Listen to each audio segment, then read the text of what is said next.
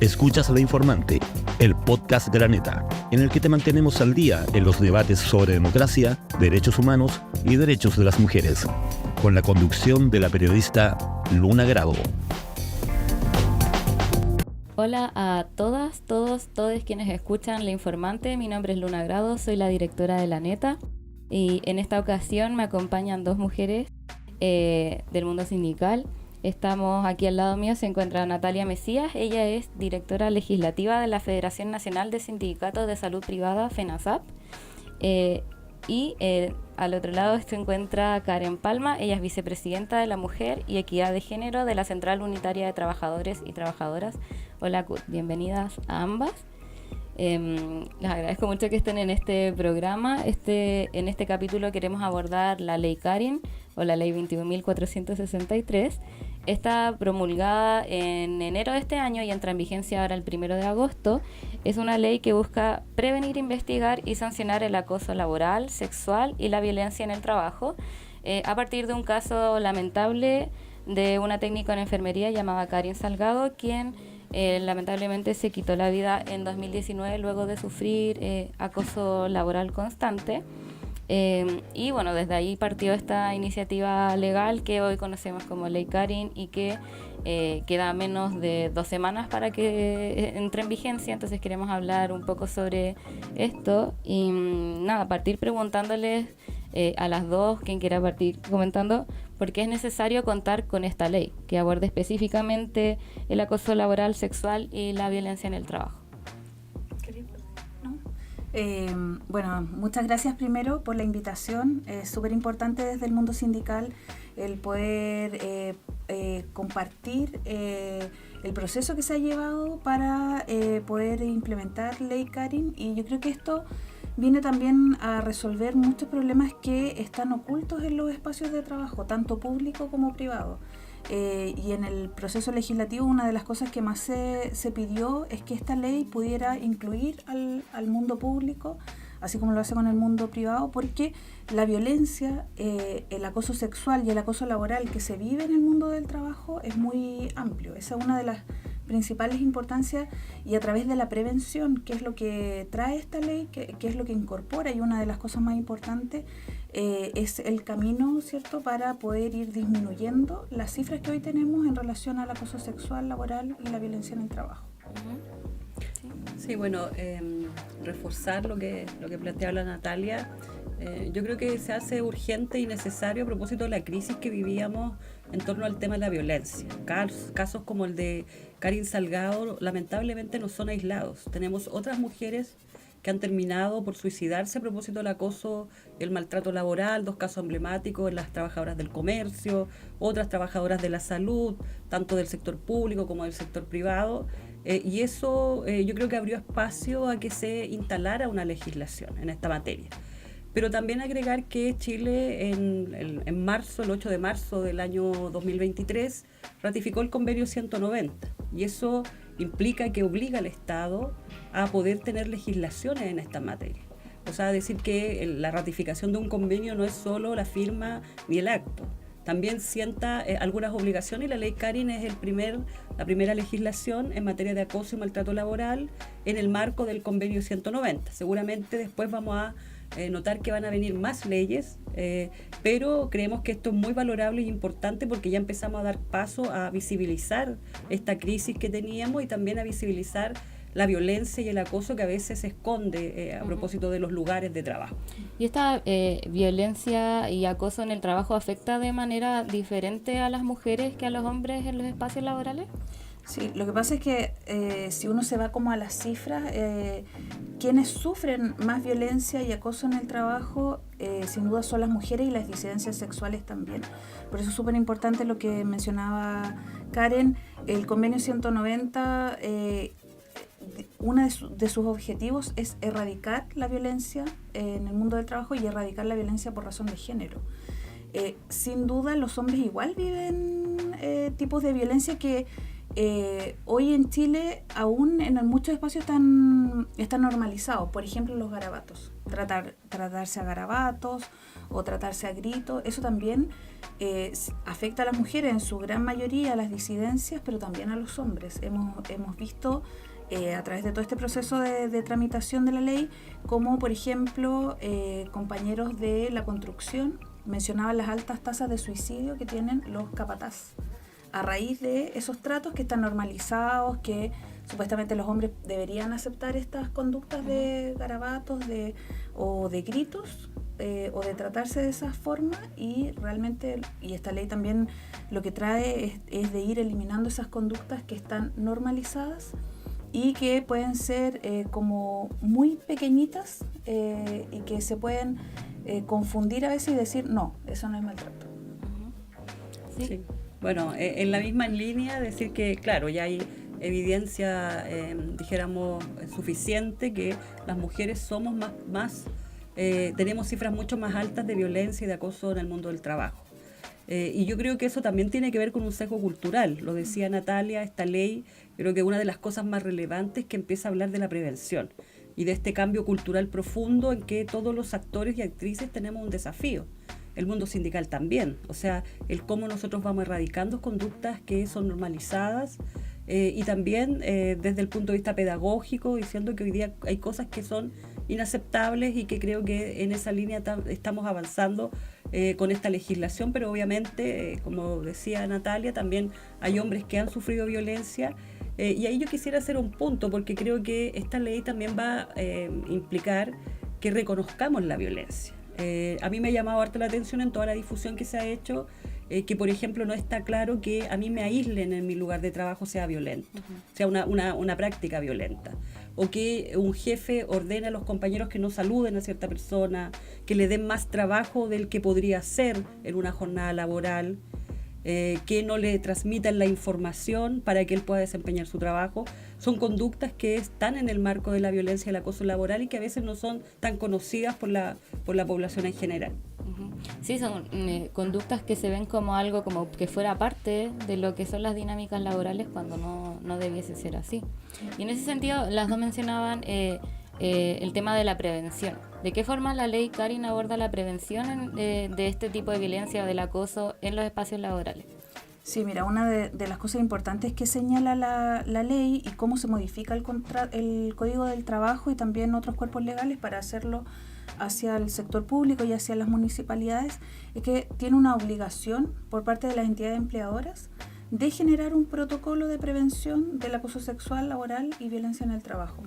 ¿Y eso qué significa? Que además lo que indica la ley es que este protocolo se debe hacer con diálogo social.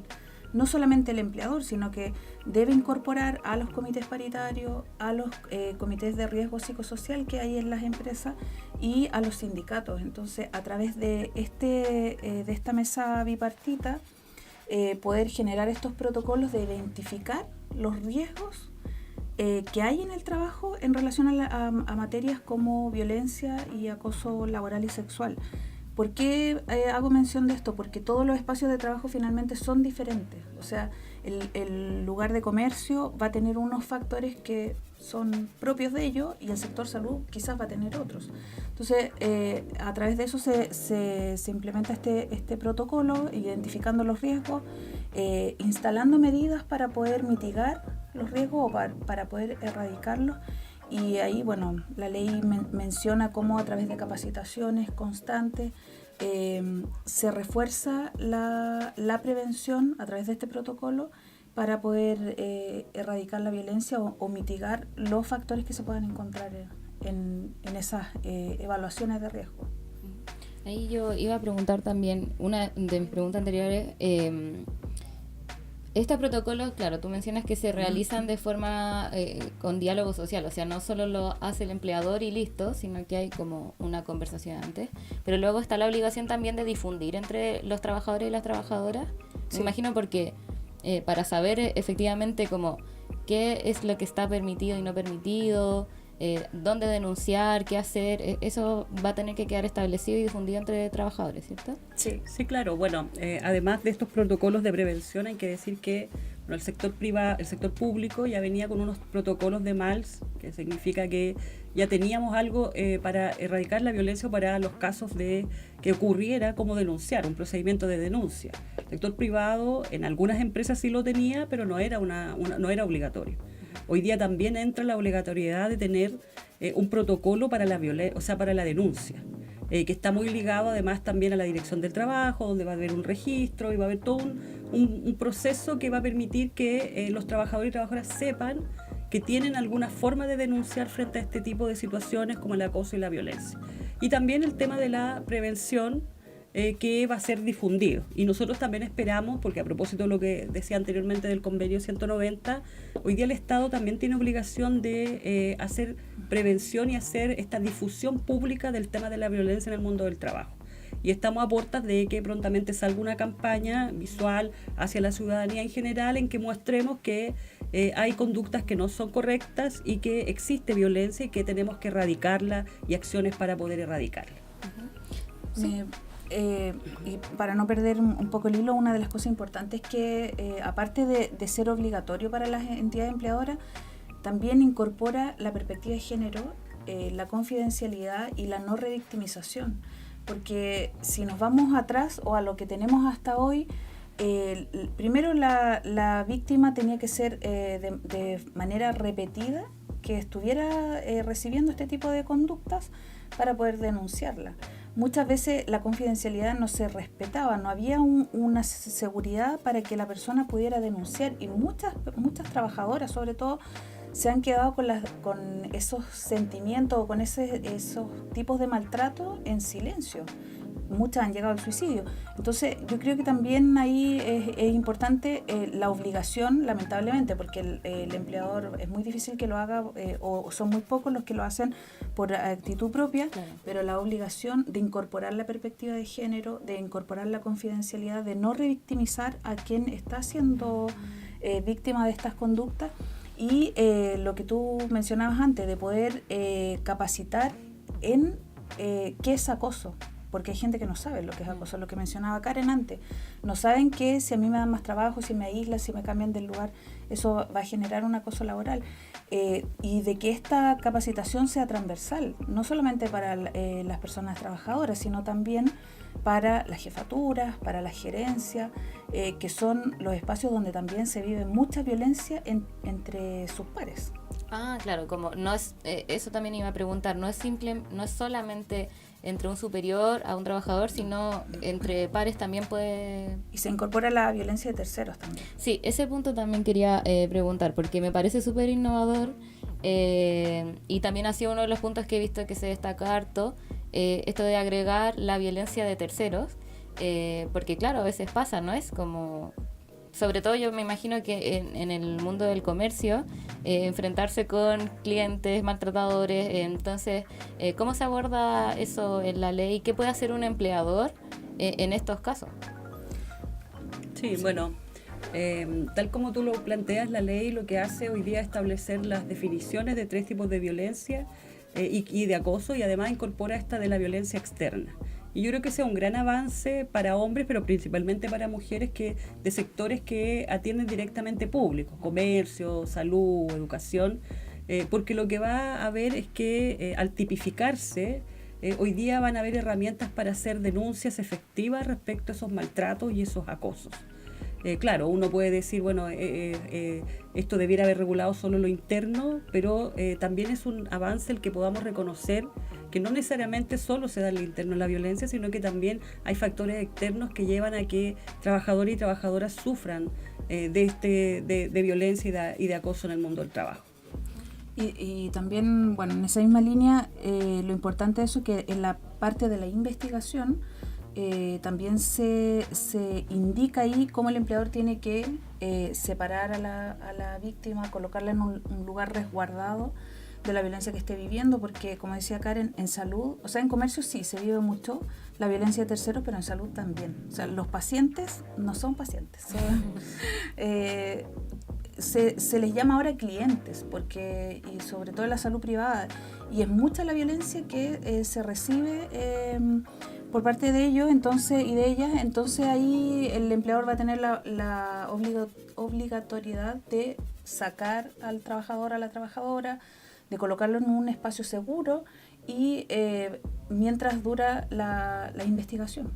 Sí, bueno, en esa línea en la ley también establece apoyo psicológico temprano, y eso significa que al minuto que una persona hace una denuncia, el empleador tiene la obligación de prestarle la ayuda psicológica a través de las mutualidades, pero de prestar una ayuda psicológica en el proceso en que durante se investiga la acción de violencia. Y yo creo que eso igual es relevante porque teníamos muchas mujeres y hombres también que desistían de las acusaciones porque no había una contención, porque no se sabía cómo iba a ser el procedimiento, y hoy día los empleadores tienen esa obligación que es relevante en este tipo de casos. Uh-huh. Y en ese sentido, por ejemplo, en el caso de la violencia externa, ahí la investigación, me imagino que no puede depender del empleador porque es una persona externa al espacio de trabajo. Ahí esa denuncia tiene que ser a la dirección del trabajo, ¿o cómo es el mecanismo en ese sentido? No, lo que pasa es que también, bueno, puede ser a la inspección del trabajo efectivamente, pero en el minuto de los protocolos también el empleador debe señalar con este mismo equipo que yo mencionaba al comienzo, que en esta mesa de diálogo, de también nombrar a quién va a recibir la denuncia. Pueden ser el Departamento de Prevención de Riesgo, puede ser un trabajador especializado en la materia. Siempre eso es lo más importante, de que quien reciba la denuncia en la empresa, quien sea designado para aquello, pueda ser capacitado en las materias de acoso y de violencia. Entonces, también este es un proceso, y es lo que yo mencionaba antes en relación a la confidencialidad, de que se cuide desde que la persona hace la denuncia hasta que termina ese proceso. Y en ese camino, por supuesto que si la trabajadora o el trabajador decide ir a la inspección del trabajo, está bien, pero si decide hacerlo a través de la empresa y hay un encargado o una encargada, esta persona debe ser experta o capacitada en esta materia. Sí, pero en el caso de la violencia externa, también lo que hace es que instala cierta obligación en el empleador en hacerse parte de la causa. Porque claro, tal como tú dices, un cliente no es de la empresa, no podría tener un proceso interno. No podrían sancionarlo. Claro, no podrían sancionarlo, claro. Pero lo que sí obliga es que al estar tipificado esto en la ley, te entrega herramientas para tú hacer acciones legales. Y que el empleador, tal como lo decía Natalia, también tenga un encargado, una persona que le hace seguimiento, que acompañe a ese trabajador en esa denuncia y que le entrega todas las herramientas para que eso sea viable. Porque hoy día no es viable, hoy día, hay un maltrato y como que no pasa nada, como que, el cliente es el cliente y hay que darle la razón, algunos dicen, claro. Independiente de lo que pase, y creo que hoy día abrimos una puerta que es importante y que ojalá también se fortalezca. Nosotros hoy día justamente desde la CUT estábamos planteando que, a propósito de la crisis de seguridad, también se diera paso a la ley de violencia externa, que duplica las penas, ahí entramos a ver un poco las penas, que duplica las penas en el caso de agresión física o psicológica en el lugar de trabajo. Y esta ley entra en vigencia ahora el 1 de agosto. ¿Eso significa que estos protocolos, estos mecanismos ya tienen que estar desde el 1 de agosto ya funcionando? ¿Y qué pasa si no están funcionando? ¿Hay algún mecanismo como de fiscalización de que esto esté ocurriendo? ¿Cómo es ese proceso? Sí, desde el mundo privado han salido ya 3 documentos normativos. La circular de la Suceso, la Superintendencia de Seguridad Social. De Seguridad Social, el reglamento del Ministerio del Trabajo y además el dictamen de la Dirección del Trabajo, y con estos 3 documentos las empresas por lo menos ya deberían estar trabajando en los protocolos. Ahí nosotros hemos identificado en FENASAP algunas clínicas ya que han llamado a los sindicatos para poder trabajar. Y hay otras que están esperando un poco, pero lo que sí hemos visto es harta capacitación por parte de la entidad empleadora de poder conocer la ley y de poder aplicarla. O sea, esto es súper importante igual porque mucha gente en algún minuto dijo esta va a ser una ley más con letra muerta. ¿Ya? Pero esta es una ley que va a permitir abrir camino, como bien decía Karen delante, a través del convenio 190 van a venir más leyes que van a permitir erradicar completamente la violencia en el trabajo en unos años más. Probablemente no va a ser difícil hacerlo ahora, pero esto abre camino a modificar las relaciones en los espacios de trabajo. Entonces eso yo creo que incorpora fiscalización, lo que tú preguntabas antes, pero va a ser lento. Pero se está avanzando en ese sentido. Sí, bueno, reforzar ahí diciendo que, claro, el 1 de agosto debieran estar los protocolos listos, tanto para el sector público, que en este caso entra el Servicio Civil y la Contraloría, y el caso del sector privado, que lo señalaba Natalia, la Dirección del Trabajo y la Suceso. Ahora, lo importante es decir que también las mutualidades tienen que jugar un rol acá. Y ese rol tiene que ver con que las empresas que son de menor tamaño y quizás no existe la expertise para poder hacer estos protocolos, ellos prestan esta asesoría para hacer protocolos. Incluso ya en las páginas se puede encontrar protocolos tipos que permitan que las empresas lo hagan propio, lo adecúen a su realidad, y al 1 de agosto lleguemos, ojalá en todas las entidades, con los protocolos tanto de denuncia como los de prevención. Eso iba a preguntar. La ley Karin y esta obligatoriedad de estos protocolos, ¿es para todos los espacios laborales sin importar si son empresas más chicas? Son para todas. Lo importante de esto, que no lo mencionamos al comienzo, es que estos protocolos deben ser incorporados a los reglamentos internos que tienen las empresas. Si son empresas de menos de 10 trabajadores, aparecen las indicaciones de cómo hacerlo, porque para empresas que tienen más de 10 trabajadores tienen el reglamento interno de orden, higiene y seguridad, y los de menos de 10 trabajadores o 10 trabajadores tienen el reglamento interno de higiene y seguridad. Entonces, también la ley indica cómo incorporarlos a través del reglamento interno y a través de esto mostrar de que esta es una ley que va al sector público, al sector privado y a todas las empresas. O sea, si hay una empresa chiquitita que tiene 2, 3 trabajadores, también debe realizar este protocolo. A lo mejor no va a tener comité paritario, probablemente no tiene sindicato, pero sí a través de a lo mejor un trabajador incorporarlo en la mesa y poder ir desarrollando este protocolo para poder identificar los riesgos. Vamos a una pausa. Continuamos entonces con la informante. Estamos conversando con Karen Palma, vicepresidenta de la Mujer y Equidad de Género de la Central Unitaria de Trabajadores y Trabajadoras, la CUT, y Natalia Mesías, quien es directora legislativa de la Federación Nacional de Sindicatos de Salud Privada, FENASAP. Estábamos hablando sobre ley Karin, ya hemos abordado bastante. Quería preguntarles ahora si pueden prever como ciertas dificultades en la implementación de la ley, como ¿cuáles son como los nudos más críticos de ahora que se va a comenzar a implementar el próximo mes? Sí, mira, yo creo que en materia de sanción no quedaron vacíos, pero sí hay muchas dudas al respecto. Porque, como yo decía adelante, tenemos la circular de la Suceso que aclara muy bien cómo poder hacer el protocolo. Tenemos el reglamento del Ministerio del Trabajo que detalla de manera muy específica en relación a la investigación. Yo creo que la sanción un poco queda al debe. Yo creo que sí van a salir más dictámenes en relación a esa materia. Pero también se entiende porque esta es una ley que se enfoca en su mayoría en la prevención. Entonces yo creo que es ahí donde también tenemos que poner nuestras fuerzas para, en materia de prevención, no llegar a la sanción finalmente. Claro. Sí, bueno, yo creo que en la fiscalización nosotros hemos visto una debilidad, hay que decirlo, lo comentábamos anteriormente, el tema de que al 1 de agosto, claro, puede haber algún retraso en alguna empresa respecto al tema de los protocolos, pero después va a venir la época de la fiscalización y las denuncias. Entonces, nosotros desde la CUT hemos visto con preocupación el rol que va a jugar la Dirección del Trabajo y que lamentablemente esta legislación no venía con más dotación. Entonces vaya a tener un montón de denuncias, pero no va a tener más trabajadores y trabajadoras que la acojan en la Dirección del Trabajo, y eso, bueno, lo logramos instalar en la negociación de salario mínimo y esperamos que este año ya venga más dotación para la Dirección del Trabajo. Y en el caso del sector público, yo creo que es una discusión un poquito de más largo aliento, pero creemos que igual hay que avanzar en el cambio de la institucionalidad.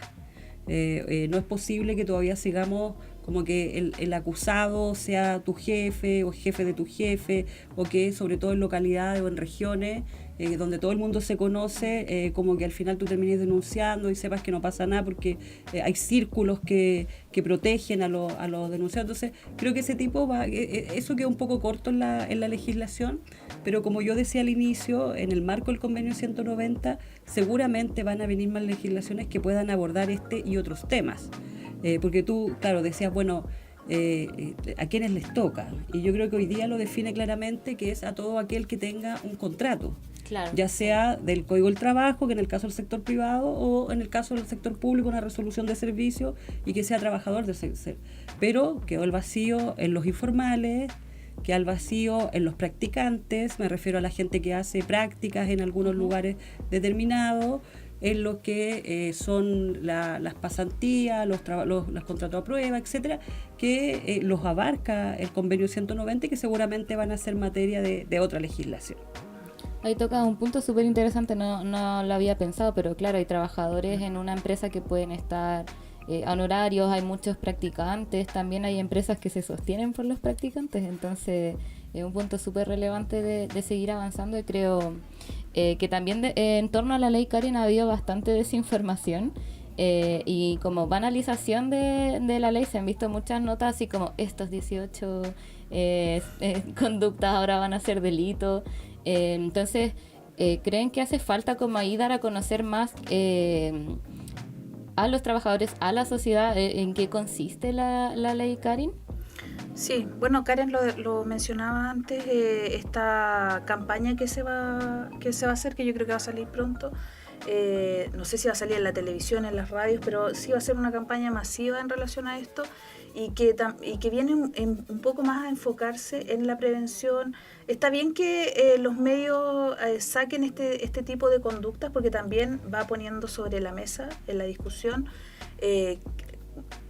conductas que mucha gente hace. Entonces me imagino que mucha gente debe haber visto, oye, yo hago eso de repente, eso va a ser sancionado. Entonces, por lo menos eso ha servido para que el trabajador, la trabajadora y las entidades empleadoras puedan entrar ya en discusión en relación a las cosas que se puede o no se puede hacer. Pero sí va a venir una campaña, y yo creo que también los sindicatos y las organizaciones en general vamos a tener un trabajo arduo en ese sentido, de no solamente de poder estar presente en la creación del protocolo y en la implementación, sino también en poder dar a conocer esta ley y poder ir un poco dando respuestas a las dudas que tengan los trabajadores, las trabajadoras en relación a la violencia y el acoso en el trabajo. Sí, mira, yo creo que tú tocas un tema sensible en la hora de saber por qué la ciudadanía o los trabajadores y trabajadoras no conocen más de la ley Karen.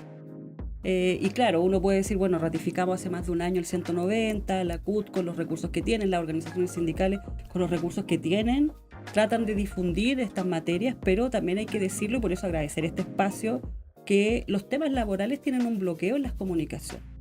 Y no son representados en ninguna parte. O sea, si uno ve los canales abiertos de televisión, no tienen un carácter informativo de materias tan relevantes como esta, y nosotros esperamos que hoy día, a propósito de que va a entrar en discusión el tema del financiamiento a TVN, cuestión que nosotros hemos ido conversando ya desde la CUT, esperamos tener un espacio en que también se puedan transmitir estos temas tan relevantes, porque lo que no puede pasar en nuestro país es que el que tenga plata pueda pagar salir en televisión abierta, y el que no tenga no se puedan difundir su idea.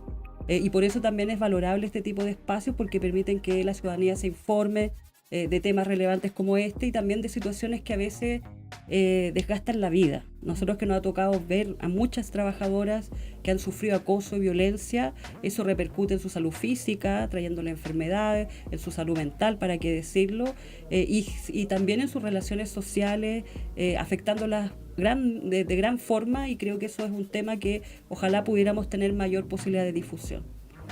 Incluso he visto la otra vez, veía un dato de que las mujeres, como son más propensas a sufrir violencia, acoso en el trabajo, también tienen mayor deserción de ciertos espacios, sobre todo espacios más masculinizados, por ejemplo, no sé, minería, construcción.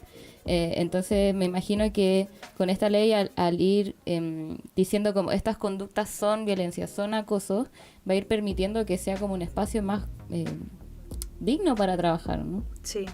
Sí, y pensaba ahora que tú mencionabas eso, en la discusión parlamentaria había un sector político medio un poco resistente al principio en relación a esta materia, porque decían, ya, pero ¿y si yo hablo un poquito fuerte? O sea, pero una desde el mundo del trabajo sabe que, bueno, en su mayoría son mujeres y las disidencias que reciben violencia en el trabajo, pero también una sabe que estas mujeres traen violencia desde atrás, o sea, o desde afuera.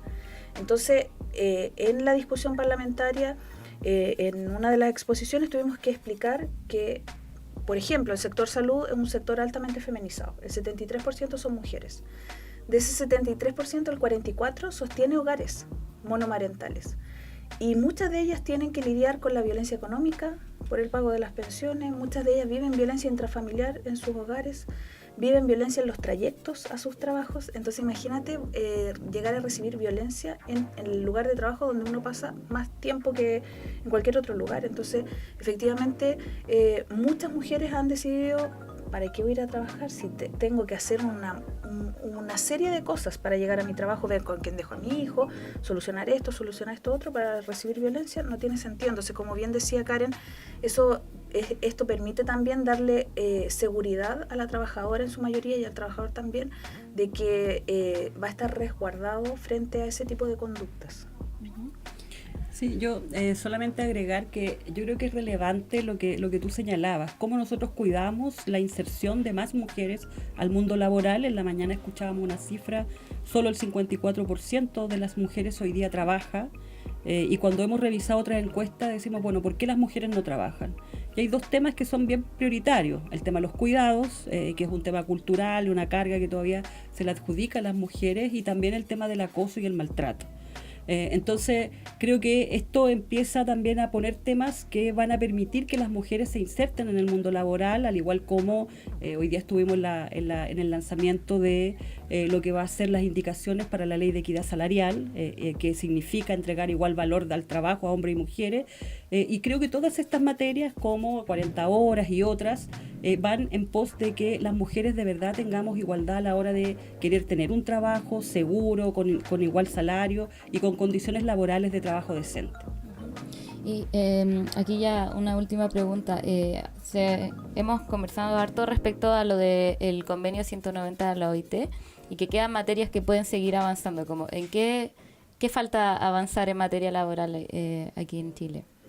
En el marco del convenio 190, como bien decía Karen anteriormente, el convenio, al traer como objetivo el erradicar la violencia, incluye las personas que ya mencionaba Karen antes, los estudiantes, las pasantías, incluye también lugares de trabajo, los viajes, por ejemplo, cuando toca viajar por trabajo, también están incluidos dentro de eso. Entonces, son espacios donde se vive violencia. Hoy tenemos el resguardo en el espacio laboral. Más adelante se pueden resguardar estas personas que están quedando fuera, los espacios que están quedando fuera, como los traslados. Hacernos cargo también de la violencia doméstica. Eso también, la violencia doméstica impacta en nuestro trabajo también. Entonces yo creo que son materias que, claro, tenemos esto para comenzar, pero que en corto tiempo, ojalá, también se van a tener que revisar. Sí, bueno, el convenio 190 es uno de los más amplios de la OIT, y tal como lo decía Natalia, abarca desde el día en que yo voy a buscar un trabajo hasta el día en que alguien me despide. Y significa, incluso antes, cuando yo soy pasante, pero me llama harto la atención, y creo que es bueno transmitirlo, esto de cuando yo voy a buscar un trabajo, porque muchas denuncias o muchas partes del acoso sufren cuando tú estás en una entrevista de trabajo.